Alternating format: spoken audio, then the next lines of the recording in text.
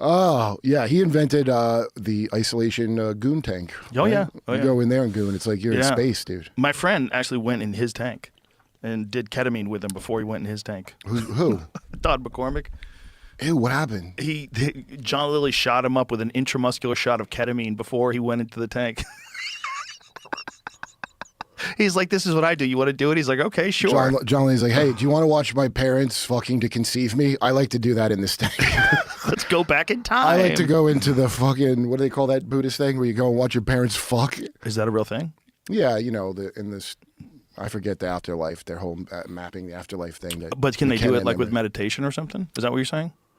Yeah, but they say... If you could choose to do that. What? If you could go back in time and watch something, but only one thing, and that thing is your parents fucking, you could be back in 1976 or whenever it was you were born. So what do I get out of that, though? Nothing. Just research, if valuable like, research. You only get one trip back in time. Everybody gets a trip back in time to see what it was like. But that's the only thing you get to see. It sounds like Tibetan Buddhism, what you're describing to me.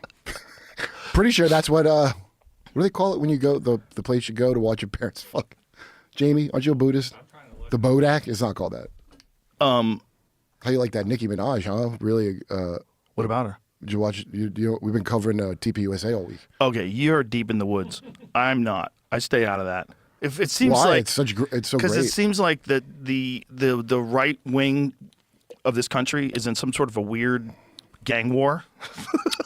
There never was a fucking united right wing. It was a bunch of people needing some shit done that didn't get done, and now they're upset about it. And so because here's the thing. It's a bunch of people scrambling to be in control of the narrative, too. The poly market dudes have some network. There's also, like the show I sold called The Cutout. They do these cutout things where it's like you pay a company to put up. Remember when Elon showed what countries all the tweets are coming from? Right. Okay. Why the fuck are Indians and Sri Lankans tweeting about Israel-Palestine shit, right? Well, It's because there's these bounties they put up, and you can get invited to like a circle. Remember when you would show me those things people would get of like, hey, say this shit and we'll give you this money? Mm-hmm. Well, now there's a bounty system. Mm. It's on Jimmy's channel. It's fucking amazing. So a bunch of people that I would watch them just like flip and say a thing like it's their job to say it. It was their job, but they're trying to hit a certain amount of engagement, and then you get like 50 grand. I can't remember the name of the guy that pointed out, but it's really good fucking work.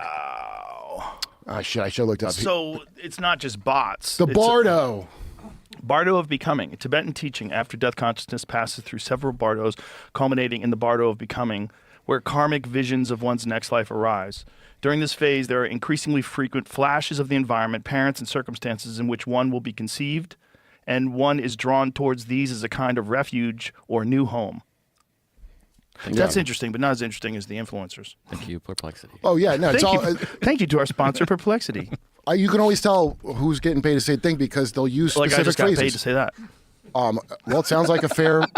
I thought it was very interesting and informative, and I'd like to learn if you have a brochure. How many people are doing that? This is the thing. The conversation's always been like other countries are doing it. Yeah. You know? And then they have bots and fake accounts, which is definitely true as well.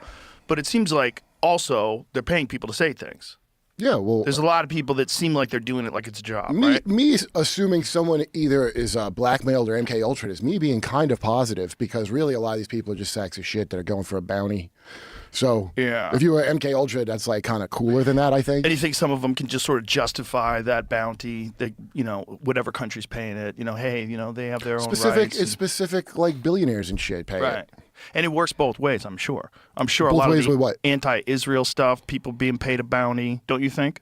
Don't you think like there's certain people involved in that as well that are probably being paid? It's from all around, right? That crime that got done in Gaza, and they're done now, so everybody could relax. They got it done, yeah.